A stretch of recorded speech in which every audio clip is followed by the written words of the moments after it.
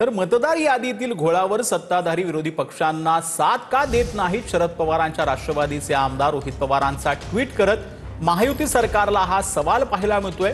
निवडणूक आयोग उत्तर देत नसेल तर सत्ताधाऱ्यांनी उत्तर द्यावं असं रोहित पवारांनी महायुती सरकारला आवाहन जे आहे ते केलेलं आहे। रोहित पवार यांनी आपल्या ट्विटमध्ये नक्की काय म्हटलेले आहे ते आपण समजून घेऊयात। विरोधकांनी राज्य आणि केंद्रीय निवडणूक आयोगाच्या प्रतिनिधींना भेटून मतदार यादीतील असंख्य घोळांची कुंडली मांडली असं रोहित पवार यांनी आपल्या ट्विटमध्ये म्हटलंय।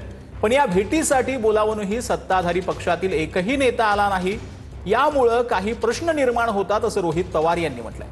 मतदार यादीतील घोळ सत्ताधारी पक्षाला मान्य आहेत का? हे घोळ कुणाच्या आशीर्वादाने होतात? यामागे कोणती अदृश्य शक्ती आहे असं रोहित पवार यांनी आपल्या ट्विटमध्ये म्हटलंय। निवडणूक आयोगाकडून या प्रश्नांची उत्तरं मिळणार नाहीत, पण किमान सत्ताधाऱ्यांनी तरी या प्रश्नांची उत्तरं जनतेला द्यायला हवीत असं देखील रोहित पवार यांनी म्हटलंय।